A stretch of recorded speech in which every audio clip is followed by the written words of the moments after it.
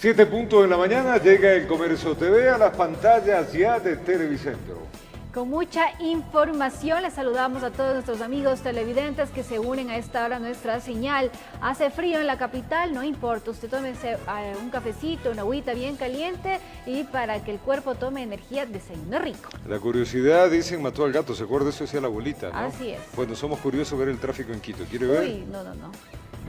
Veamos cómo está el tráfico en la ciudad de Quito. Estos puntos anaranjados y rojos quiere decir los picos de mucha, no congestión, pero sí picos altos donde hay mucha movilización. Ahí estamos viendo el sur de la ciudad, todo esto del sur de la ciudad. El sur de la ciudad presenta mucha actividad a lo largo de estos días. Ya son 42 días, Ali, de la cuarentena. Mira tú, esta zona de acá tiene mucho tráfico, ahí está en rojo. Mira ¿Y esa tú, cuál es? La avenida Maldonado. esta es la Alberto Enríquez Gallo. Eso es sur. Mira, sur de la ciudad. Todo esto es sur de la ciudad y esta se dirige hacia la avenida Occidental. Mira tú, Mira. está bien congestionada. Mira cómo vamos. La avenida Occidental, en gran tramo del sur de la ciudad, tiene muchísimo flujo. Aquí estamos yendo al norte. Este es la vía que va hacia la avenida Universitaria, que se conoce, toda esta zona que baja hacia la América. Y si vamos hacia esta zona de la América, que es el norte, centro y centro de la ciudad, estamos viendo, mira, existen flujos de tráfico también fuerte en la avenida Universitaria, en la calle Bolivia, que baja a la América, mira, el tráfico que va. Y si vamos llegando un poco a vías principales, notamos algunos flujos de tráfico fuerte en la avenida América, que va hacia la Patria. Y estamos en el norte centro de Quito, mira. Hay zonas en las cuales, evidentemente, este es el estadio universitario, no tiene tráfico, pero hay otras zonas que se van poco a poco, pues congestionando. Miren los puntos, esto es el norte centro de Quito, los puntos rojos representa que hay vialidad, no en exceso, pero existe vialidad y se entorpece el tráfico normal. No debería existir esto, obviamente, al tener disposiciones claras. Este es el túnel Guayasamín, acá este flujo es por el control militar y policial que existe a esta hora en la zona. Si revisamos la Simón Bolívar no tiene flujo de tránsito, por lo menos la Simón Bolívar está absolutamente libre de tránsito, lo que quiere decir que no están transitando por estas vías, más bien el tráfico está en las zonas periféricas, en las zonas céntricas de la ciudad. Claro, en las urbanizaciones, ahí se está moviendo. Miren ustedes, esto es el norte de Quito, miren las zonas en las cuales en el norte de la ciudad, este es Carcelén, ahí estamos viendo, miren Carcelén, el tráfico que existe cerca del colegio Alberto Einstein, ahí estamos viendo, más al norte todavía, miren, ahí vamos revisando cómo se va moviendo la ciudad. Hay mucho flujo en norte y centro, y también en el centro-norte y sur-sur, ¿no? O sea, en toda la ciudad. En toda la ciudad, en definitiva, no son flujos fuertes, pero existe. Es la bajada del Uruncoto. Mira el tráfico que se genera aquí. Mire, el tráfico que se genera aquí y hemos llegado al Trébol. Ahí estamos viendo. Y esta es la autopista Rumiñahui. Acá el tráfico no existe, por lo menos hay zonas de la ciudad, mira la Simón Bolívar en este sector. Aquí está complicada porque también hay un control de tránsito, pero evidentemente todo esto se da porque hay flujos de autos. Bien, pedimos a la ciudadanía nuevamente, ahí están viendo el panorama de la ciudad. Si usted tiene que salir, primero hágalo con la conciencia de que tiene que hacerlo protegido. Si no lo hace protegido, está arriesgando la seguridad suya y la de los suyos. Y si tiene que, por abastecerse, por medicinas, hágalo con un tiempo prudencial. Exactamente. Y si no, mejor no salga de su casa si no existe la necesidad. Son días cruciales, importante que usted esté en casa para evitar que este virus se siga propagando. Adultos mayores, tengan la bondad. Hemos visto muchísimos adultos mayores que respetan la norma. Exactamente, y ellos hay que tomar en cuenta que es un grupo vulnerable también a este virus, así que por favor, seamos responsables con nuestra vida y con la de los demás. Muy bien. ¿Vamos a iniciar? Les contamos que la cifra de casos positivos por coronavirus en el Ecuador se eleva a 23.240. Sin embargo, hubo confusión con las cifras emitidas este lunes en relación a las del último viernes desde el Ministerio de Salud Pública. Se explica que desde ahora en adelante se dará a conocer solo el resultado de las pruebas PCR. Con corte hasta este 27 de abril, el gobierno informó que se han tomado 61.529 muestras de coronavirus, donde existen 23.240 casos confirmados, 663 fallecidos por COVID positivo y otros 1.138 fallecidos más probables para coronavirus. Es decir, el gobierno maneja un total de 1.801 fallecidos en el contexto de la emergencia sanitaria. De acuerdo a la infografía que envía el gobierno, hasta este viernes en Guayas, por ejemplo, se registraron 15.365 casos, Manabí 1.869 casos y Pichincha 1.634 casos. Sin embargo, haciendo un comparativo para este lunes, se contabilizaron 10.172 casos en Guayas, 514 en Manabí y 1.194 en Pichincha. Es decir, las cifras se redujeron drásticamente, lo que generó confusión en la ciudadanía. Asimismo pasó con los datos de distintas provincias. Desde el Ministerio de Salud se emitió 2 comunicados, donde se reconoce que el número de contagios reflejados se reducen en relación a las cifras presentadas el viernes, puesto que desde ahora en adelante solo se presentarán los resultados de pruebas PCR, ya que estas son las únicas pruebas que otorgan certeza a la ciudadanía, lo que explicaría la disminución de las cifras. Un sistema más ágil en el reporte de los datos y se ha desarrollado también un nuevo programa para que el análisis y la subida de datos sea más eficiente. Pero además, en el contexto de la emergencia sanitaria, también hay cifras positivas. Hoy tenemos 1.103 recuperados. Informó Marilyn Jaramillo. Mientras tanto, el alcalde de Quito, Jorge Yunda, se ratifica en extender la cuarentena en el distrito metropolitano de Quito. El objetivo, según el alcalde de la ciudad, sería precautelar la salud de los ciudadanos y evitar una saturación de los sistemas sanitarios de la ciudad. Veamos. Crear una cultura sanitaria, así como fortalecer el sistema de salud público de la capital, sería parte de la estrategia de extender la cuarentena en la ciudad de Quito. Acá lo que ganamos un poquito de tiempo es también para que estos hospitales que estamos fabricando, diríamos, o implementándolos en el Bicentenario, ya puedan estar listos. No es culpa de los ciudadanos que no se han educado, no es culpa del ciudadano que no sabe cómo se transmite el virus. Tenemos que las autoridades hacer en estos días, en estas semanas y en estos meses, un trabajo que no se lo ha hecho en los últimos 30, 40, 50 años. Sobre el anuncio del gobierno de retornar a una nueva normalidad desde el 4 de mayo, el burgomaestre manifestó que se tomarán decisiones técnicas desde el COE cantonal. El municipio de Quito, la Secretaría de Salud, cuenta con un aval de varios científicos quiteños que sin cobrar un solo centavo están preocupados de analizar todos estos temas nuevos de la ciudad. Nuestras decisiones serán comunicadas de forma técnica, en forma consensuada con la gente conocedora del tema, con la gente que domina estas pandemias. En lo económico señaló que la ciudad está atravesando un momento muy duro. De ahí que se ha trabajado, señaló, en adquirir kits alimenticios para aquellos que más lo necesitan. Nos hemos puesto la meta inclusive de adquirir 500,000 de kits, que es para un promedio de 3-4 personas, que es para un promedio de 4 o 5 días de duración. Desde la municipalidad dijo que sí se tiene pendiente el retornar a actividades de manera programada. Esto siempre y cuando culmine la cuarentena.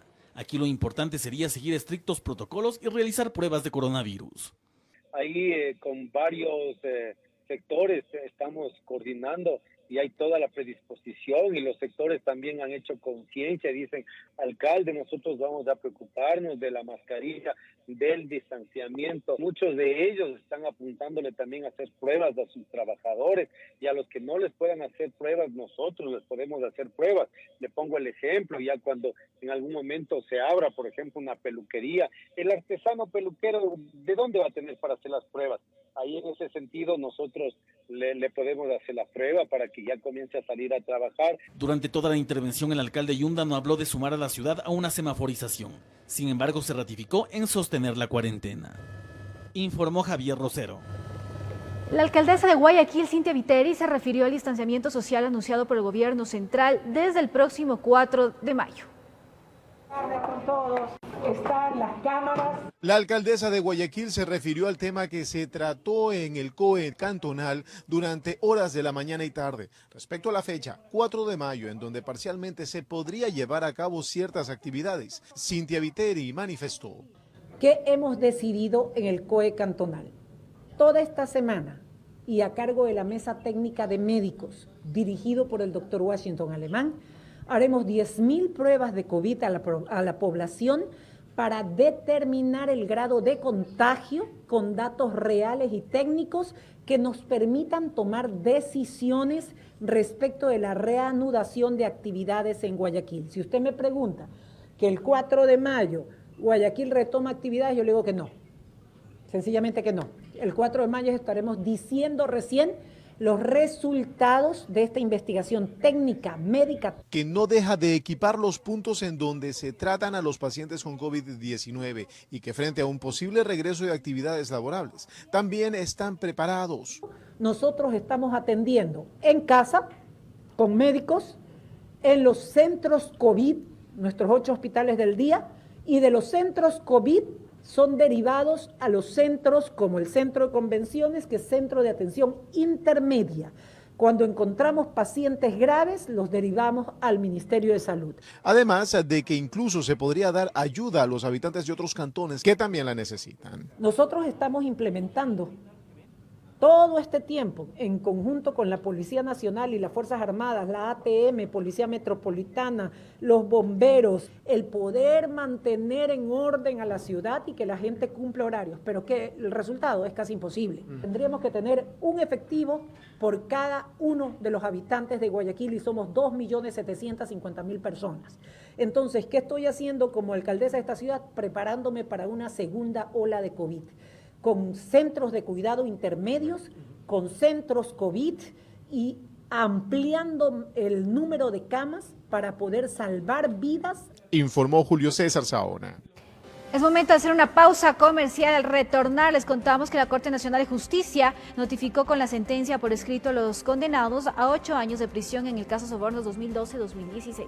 Con 8 votos a favor y 5 abstenciones, la Comisión de Desarrollo Económico aprobó el informe para el primer debate de la Ley de Apoyo Humanitario. Estas y otras informaciones les estaremos contando al retornar. Son las 7:12 en la mañana, temperatura 8 grados centígrados. Recuerde, los martes pueden circular los vehículos con placas terminadas en 3 y 4, únicamente para abastecerse de alimentos, medicinas o combustible. Los sábados y domingos no podrá circular ningún auto particular.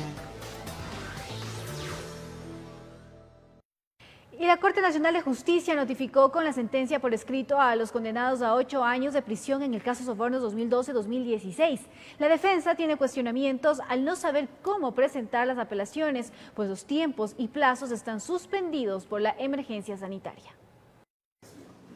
Desde que se dio la lectura de la sentencia en el caso Sobornos 2012-2016, 19 días le tomó al Tribunal de la Corte Nacional de Justicia, integrada por los jueces Iván Saquicela, Iván León y Marco Rodríguez, para notificar con la sentencia por escrito. Con esto la defensa de los sentenciados se alista para presentar los recursos de ampliación y aclaración.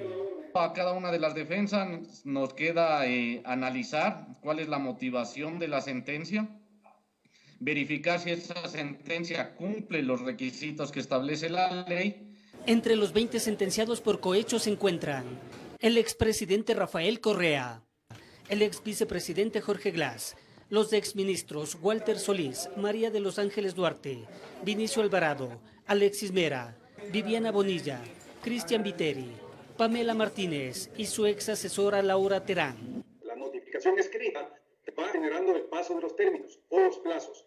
En este caso hemos sido notificados vía correo electrónico, pero no han definido el mecanismo, como reitero, para que la Corte reciba los pedidos de ampliación y aclaración. Eso es lo que les preocupa a los abogados Diego Correa y Marcelo Dueñas, ya que tienen 3 días para la apelación y aclaración luego de haber sido notificados, cuando por la emergencia sanitaria todo se ha postergado. Se entendería que al estar suspendidos los plazos y términos, en este caso para la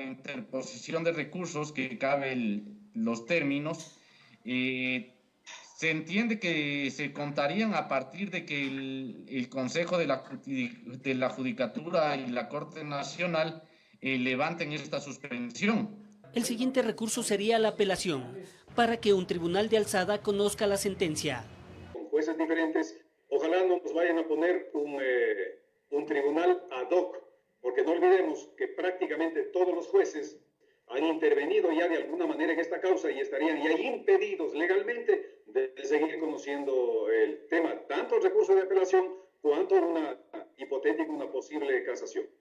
Sentencia escrita que contiene más de 400 páginas, informó Héctor Romero. Un tribunal de la Corte Provincial de Justicia de Pichincha declaró improcedente el pedido de habeas corpus solicitado por Royce Phillips, alias El Abuelo, sentenciado a 25 años, 4 meses de prisión por el delito de trata de personas con fines de explotación sexual. Delito que quedó al descubierto tras la muerte de Carolina, una joven de 15 años de edad cuyo cuerpo fue abandonado en el sector del Comité del Pueblo en el norte del Distrito Metropolitano de Quito. El tribunal argumentó que no se ha vulnerado los derechos constitucionales para que se dé el paso al habeas corpus, recurso que fue aceptado a trámite el pasado 24 de abril. Y con 8 votos a favor y 5 abstenciones, la Comisión de Desarrollo Económico aprobó el informe para el primer debate de la Ley de Apoyo Humanitario. Dentro de los cambios incorporados en la norma está la base de la tabla de contribuciones. Los temas sin consenso se discutirán en el Pleno. Gran parte de la Ley de Apoyo Humanitario remitido el pasado 16 de abril por el Ejecutivo fue modificado en el análisis de la Comisión de Desarrollo Económico. La tabla de contribuciones, que iniciaba en una base de $500 para los aportes de personas naturales, incrementó el rubro, que podría ser a partir de los $720, acogiendo la propuesta del Frente Unitario de Trabajadores. Tiene su lógica porque es en función del costo de la canasta básica. Además, incluyó en el capítulo 3 un párrafo para aclarar el destino de los recursos de la cuenta especial. Que el fin exclusivo es asistencia humanitaria e impulso a la economía. No puede ser destinada para pago de la deuda externa y eso debe constar expresamente en la ley presidente. En lo referente a los beneficios sociales, se acordó agregar un artículo en el que se plantea el 10% de descuento en las tarifas de servicio eléctrico. Yo no estoy de acuerdo con ese porcentaje, mi porcentaje es mucho mayor y hay que hacer un análisis bastante diferenciado en relación a los niveles de temperatura por región. Y en lo referente a los temas laborales, se plantea que los acuerdos entre empleados y empleadores sean colectivos y no individuales y que la jornada laboral se pueda reducir máximo hasta el 50%. Es riesgoso porque, lo decía, 50% también implica 50% de rebajarle el salario. Las disposiciones sobre la reducción del 10% del salario para empleados de la función ejecutiva y la eliminación de la publicidad electoral en 2021 son dos temas que quedarán en manos de los 137 asambleístas. De la mayoría dependerá si mantenerlos, modificarlos o eliminarlos de la ley. En el debate también se conocerán todos los proyectos de los legisladores que quedaron pendientes de procesar en la comisión. El primer debate de esta norma podría ser el próximo jueves 30 de abril, informó Carolina Basante. El movimiento indígena de Cotopaxi informó sobre su decisión de mantenerse en aislamiento social todo el mes de mayo y de no acogerse a la propuesta del gobierno nacional del distanciamiento social. La dirigencia indígena argumenta que en las comunidades todavía se puede presentar un contagio generalizado, por lo que prefieren tomar las medidas de prevención. Por otro lado, solicitan a las autoridades aplicar mecanismos para proteger a los productos que salen del campo a la ciudad, que podrían ser a través de fumigación. Y es momento de hacer una pausa comercial. Al retornar les contamos que en varios cantones de Manabí se mantendrá el aislamiento para mitigar la propagación del COVID-19. Ya regresamos. Recuerde, los martes pueden circular los vehículos con placas terminadas en 3 y 4, únicamente para abastecerse de alimentos, medicinas o combustible. Los sábados y domingos no podrá circular ningún auto particular. En varios cantones de Manabí se mantendrá el aislamiento para mitigar la propagación del COVID-19. Las autoridades de Puerto Viejo pedirán formalmente al gobierno que se declare a este cantón como zona especial de seguridad. Varios municipios en Manabí resuelven mantener la cuarentena por COVID-19 La medida busca mitigar la propagación del virus. En cantones como Portoviejo, donde se registra el mayor número de contagios, el COE cantonal presentará formalmente al gobierno que se declare a este cantón como zona especial de seguridad. Ante el avance de la letalidad que estamos observando, es que se declare más bien zona especial de seguridad Portoviejo. Así como lo hicieron con Guayaquil. En Jaramillo, el COE cantonal resolvió mantener a la población en aislamiento por 3 semanas más, donde se evaluará la situación real y la posibilidad de levantar o extender esta medida. Pienso que nosotros tenemos que ir cumpliendo la meta, si es posible todo mayo, para poder tener una tranquilidad. Imagínate que venga un problema más grave. Si no hemos tenido ayuda del gobierno, ¿qué será después que no tengamos esa ayuda? En Manta se asegura que por falta de garantías esta ciudad, la segunda con más casos confirmados de coronavirus en la provincia, se mantiene en rojo. Este municipio, al igual que otros de Manabí, esperan los recursos pendientes y los datos que ofreció el gobierno. Ojalá pudiésemos contar con la deuda que se nos tiene de cerca de 9 millones de dólares en nuestras cuentas para poder tomar decisiones acertadas y emprender acciones que sean coherentes y oportunas para ayudar a nuestra gente en este tiempo de emergencia. En Montecristi, el COE también resolvió mantener el aislamiento durante todo el mes de mayo por el crecimiento de decesos. Dependiendo cómo se va dando el índice de fallecidos, si baja, bueno, tendríamos que ir analizando poco a poco, viendo los sectores. La preocupación es tal en esta provincia que incluso cantones como Puerto López, que no tiene casos confirmados de COVID, pero sí un aumento de decesos en las últimas semanas, mantiene el aislamiento en su territorio. Pedimos que urgentemente, a través del Ministerio de Salud Pública, se haga un diagnóstico rápido de la situación y que envíen las pruebas para determinar en qué fase incluso estamos. Desde la provincia de Manabí, informó Wendy Delgado. Es tiempo de dar la bienvenida al gobernador de Manabí, a Tito Nilton Mendoza, el gobernador de esa provincia, desde la ciudad de Quito, en los estudios centrales de Televicentro. Señor gobernador, le saluda a Roberto Álvarez Vandenberg. Un placer saludarle a través de las pantallas de nuestro canal. Algunas consultas para Manabí referente a esta emergencia y entramos de lleno, señor gobernador. ¿Cuál es la decisión del COE? Buenos días Roberto, y a todos quienes nos ven a través de la señal de Comercio TV. Entonces el día sábado nos reunimos en la plenaria del COE, luego del anuncio del Gobierno Nacional de poder cambiar el relacionamiento social de aislamiento a distanciamiento, previo a poder tomar una decisión al respecto, entendiendo ahora que tienen una corresponsabilidad los GAT cantonales. Hemos solicitado a la Mesa Técnica 2, la liderada por la Coordinación de Salud, para que nos elabore un informe, de acuerdo a la fase, de acuerdo a los números, de acuerdo a la atención hospitalaria, para poder sustentar la petición de los alcaldes, de acuerdo al incremento evidente que ha habido de casos en Manabí. Entonces, para poder nosotros, de manera paralela, poder solventar la petición de los alcaldes de mantener en rojo la provincia y sus cantones, específicamente hemos pedido un informe, ya lo tenemos de manera preliminar y en las próximas horas nos volvemos a reunir para poder trasladar al COE todas estas situaciones. ¿Qué dice ese informe, señor gobernador? ¿Cuál es la situación entonces frente a lo que está pasando en Manabí? Bueno, tenemos la mayoría de cantones en estado crítico, en estado rojo. Son muy pocos, tal vez los que, por la falta de incidencia de casos, podrían considerarse respecto al cambio de relacionamiento social, pero tenemos cantones como, por decirle, Flavio Alfaro, que si bien es cierto no tiene casos y está muy controlado, digo yo, y felicito al alcalde por así haberlo hecho, también parte fundamental de esto.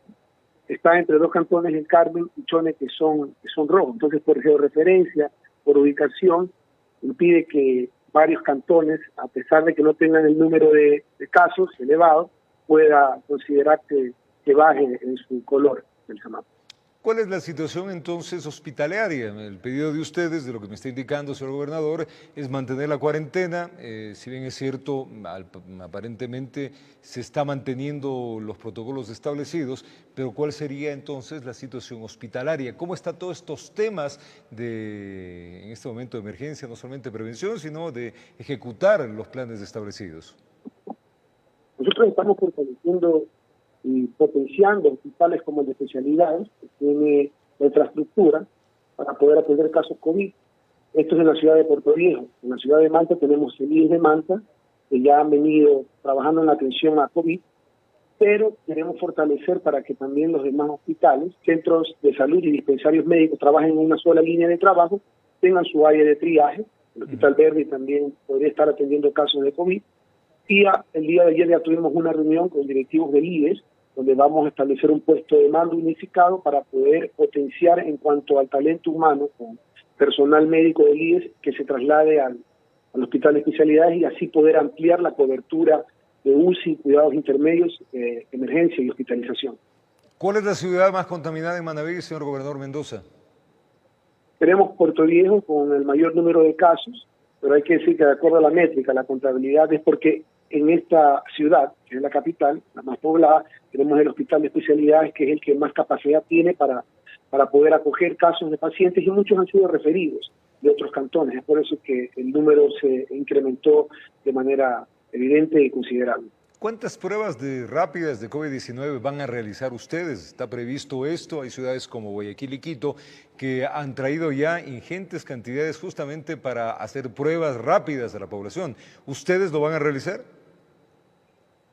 Cada cantón va a establecer la compra, la adquisición de pruebas rápidas y otros insumos. Nosotros como COE provincial hace aproximadamente unos 15 días recomendamos a los COE cantonales declararan la emergencia para poder disponer de sus partidas, presupuesto y poder adquirir insumos. Y ahora también estamos aprobando como COE provincial el proyecto que están presentando al BEDE para poder adquirir insumos con créditos reembolsables, donde esperamos que en los próximos días puedan hacerlo. Sin embargo, están llegando 1.800 pruebas PCR a la provincia que van a ser debidamente distribuidas de acuerdo al número de casos, a la incidencia, a los grupos vulnerables, a los nexos y de acuerdo al cerco de epidemia, para poder ser tomadas en toda la provincia. Viendo la experiencia que hemos vivido los ecuatorianos, sobre todo en Guayaquil, hay que hacerle esta pregunta, señor gobernador. Tema funerarias, ataúdes, ¿cómo está la organización, la logística de esto? Bueno, tenemos el protocolo de manejo de cadáveres. Hasta el momento no hemos colapsado, si bien es cierto, tenemos ya duplicada la incidencia de muertos, tal vez en consideración, haciendo una analogía de acuerdo al mes del año pasado. Hemos aunado esfuerzos y estamos trabajando articuladamente el Centro Forense, las Fuerzas Armadas, la Policía Nacional, la CTE y los municipios también. Hasta el momento no hemos colapsado, esperamos no hacerlo. Esto no significa que si nos descuidamos en lo más mínimo podríamos tener un colapso. Estamos trabajando para así no hacerlo. La idea es trabajar de manera articulada y saber quiénes y en dónde tienen que actuar de acuerdo al fallecimiento y en qué lugares. Si es en un hospital, si es en la casa y si es en lugares rurales. Recordemos que Manabí tiene una vasta extensión geográfica rural que hace que muchas veces el acceso sea un poco más lento. La situación de los comuneros, ahorita que habla de la parte rural, ¿cómo está? Bueno, hasta el momento no tenemos mayor incidencia, pero sí hay comunidades y caseríos donde definitivamente se han presentado casos, bastantes casos. Esto es como en La Chiquita, en Pepa de Uso, en Las Lagunas, en Los Bajos de Montecristi, así como en parroquia de Puerto Viejo como Picoazá, barrios como la Ciudadela 3 de Mayo, Jitijapo, San Juan de Manta, pero creo que esto se debe también a una falta de corresponsabilidad, falta de colaboración de la ciudadanía. En el momento que se levantaron las alertas, hemos nosotros visitado los barrios con brigadas médicas, hemos establecido los respectivos cercos y hemos podido reducir en un 60-70% los fallecimientos. ¿Cuál es la proyección que tienen usted como presidente del COE provincial, gobernador Mendoza, la proyección de los infectados en Manabí? ¿Cuántos serían? ¿La curva ya llegó? ¿Para cuándo sería? Es importante que la población sepa. Bueno, no hemos llegado a la receta. Esto se debe a un retraso de las pruebas. Ha sido muy difícil establecer el número de contagiados porque primero no ha habido una información efectiva de los ciudadanos. Muchos, como le decían, las comunidades rurales no establecieron la comunicación con las autoridades del MSP, solo al momento de tener síntomas muy, muy graves o severos, lo que hace que colapse el sistema de salud. Vemos que no hemos llegado todavía a la meseta. Necesitamos, según el cálculo que hemos hecho a través de la Mesa Técnica 2, con la Coordinación de Salud, unas 3.500 pruebas para poder establecer el número exacto a nivel provincial, ejercer los cercos de epidemia y Estamos todavía creo que a la mitad de eso, pero también debemos de considerar el tiempo. Y si estas pruebas PCR llegan en los próximos días, contemos 10, 15 días más para poder establecer si llegamos a la meseta o no. Esperemos que no sean muchos los tiempo? casos. A ver, sería interesante, señor gobernador, que la población que nos mira en Manabí sepa qué tiempo más tienen de cuarentena. Nosotros hemos establecido de manera no formal, pero de acuerdo a los informes preliminares, entre 15 a 20, 25 días de cuarentena, contando, ya les digo, con los insumos y elementos necesarios para poder establecer el número preciso de contagiados y el control efectivo del cerco de actividad. Para ser claros, todo el mes de mayo Manabí se acogería a la cuarentena. Fuera lo ideal, fuera lo ideal. ¿Cómo califica usted? Hace un momento habló del accionar de la población. ¿Cómo está la población en Manabí? Vamos a hablar de algunos temas ahí importantes. El acoger las normativas. Usted como gobernador, ¿qué calificación le da a la población y qué llamado le da también? Bueno, todavía nos encontramos con personas que no son parte de la obediencia y no colaboran con las disposiciones. Se lo han tomado muy a la ligera. La falta de comunicación siempre ha sido un problema. Estamos todavía en transición. En lugares y comunidades tal vez más alejadas encontramos mayor desobediencia porque vemos que no tenemos un control permanente de efectivos del orden como la policía y las fuerzas militares. Es por eso que he tenido que hacer operativos aleatorios donde se ha establecido el incumplimiento y donde efectivamente hemos tenido que ser severos, inclusive con el toque de queda. En cantones como Puerto Viejo, en parroquias como Calderón, Chirijo, hemos tenido detenidos por incumplir el toque de queda. Entonces, eso nos da a nosotros ya la impresión del comportamiento, de la falta de colaboración de la ciudadanía. Si hablamos de un 100%, gobernador, ¿cuánta es la población en Manabí que acogen las normativas dadas desde el ente central? Bueno, haciendo un cálculo muy rápido, tal vez el 60-65% está colaborando. Hay que trabajar más en este caso. ¿Y los sancionados cuántos son? Bueno, ya tenemos algunos sancionados. Solamente en el mes de marzo tuvimos más de 100 detenidos por el tema de la falta de cumplimiento del toque de queda. Esperamos que sigan cumpliendo. El problema es que hay lugares donde la gente se para solamente en el portal de su casa, sin los elementos de protección, o camina cerca de su sector, aparece el policía y el militar y es cuando corren y se meten nuevamente. Tenemos varios tipos de situaciones que nos dan a notar que falta todavía esa colaboración, que es lo ideal, que es un estamento importantísimo para poder nosotros presentarnos ante esta cruzada y luchar contra el virus. Señor gobernador, aparte de la crisis sanitaria que vive el mundo y que no estamos exentos en el Ecuador, viene la otra crisis que también es sumamente grave, la crisis económica, la crisis productiva. Manabí es una provincia muy productiva. ¿Cómo está el sector allá en Manabí? Bueno, no se ha detenido la cadena productiva. Recordemos que nosotros tenemos un sector pesquero, correcto, artesanal e industrial, atunero muy importante a nivel nacional, además de la siembra. Tenemos el plátano, tenemos el arroz, bueno, y tenemos el camarón. No hemos detenido el trabajo de las fábricas y por eso es importante que cuando el gobierno, entienda la ciudadanía que cuando el gobierno anuncia el cambio de medida, no se debe a un relacionamiento social solamente, sino a una alternativa para reactivar la economía, que es lo más importante. En determinado momento, por supuesto, tendremos que salir de esto y lo que queremos es poder reactivarnos en la construcción. Ya, como ustedes saben, hay un programa piloto presentado por Constructores Positivos para poder, de acuerdo a la importancia de las obras, empezar a trabajar. Señor gobernador, aquí me viene rápido una pregunta. Tenemos de crisis en crisis. Manabí todavía no sale de la crisis del terremoto y a esto ahondamos el tema de la crisis productiva. ¿Cuánto en millones de dólares está afectando?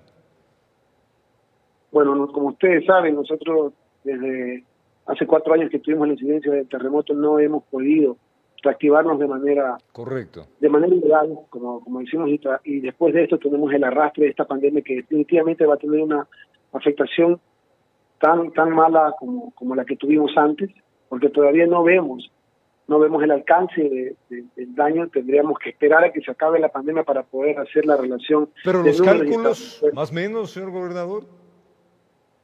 No podría decirle con precisión, pero la afectación es evidente y no lo vamos a saber de manera precisa hasta que salgamos de la pandemia. ¿Cuánta es la población, señor gobernador, que trabaja en empleos inadecuados en Manabí? Porque esa población está en este momento pues desesperada, está desatendida.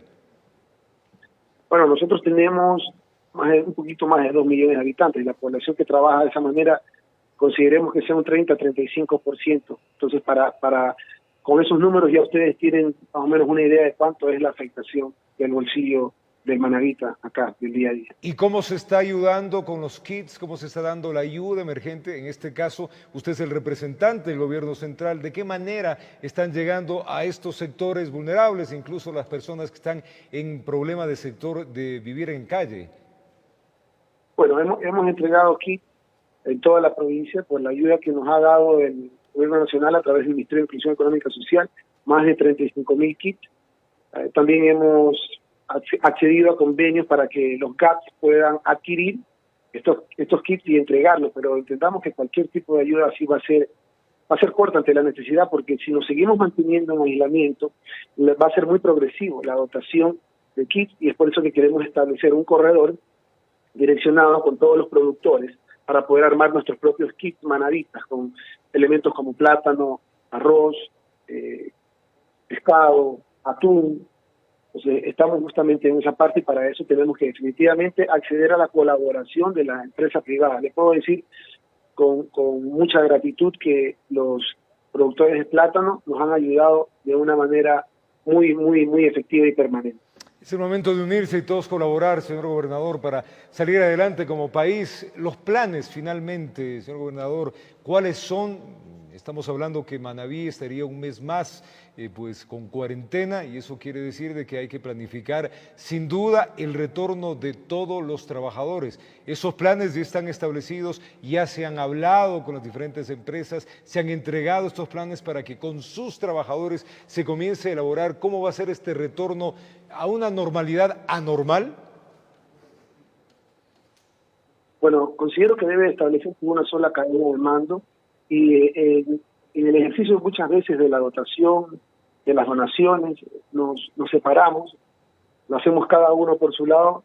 Hemos ya establecido una sola cadena de mando que se haga a través del COE provincial, invitar a la ciudadanía que siga colaborando, invitar a los alcaldes. Es por eso que ellos son parte medular en la decisión que se tome en cuanto a la ampliación del aislamiento, para que ellos también colaboren de manera articulada y puedan dotar de los elementos más necesarios en su territorio. Aquí tiene que haber un trabajo articulado pero permanente, una comunicación muy efectiva, porque si no podemos nosotros mantenernos aislados y dejar de dotarle los elementos de primera necesidad a nuestros habitantes. Es algo paralelo. Señor gobernador, agradecerle muchísimo por habernos contado la situación de Manabí acá en nuestro informativo a través de Televicentro para todo el país. Es Tito Nilton Mendoza, gobernador de Manabí, en esta emergencia, es del presidente del COE provincial. Señor Mendoza, muy amable, que las cosas sigan saliendo. Le envío mi abrazo y salud para la familia. Muchas gracias, saludos a todos. Gracias. Tiempo de una pausa, ya venimos.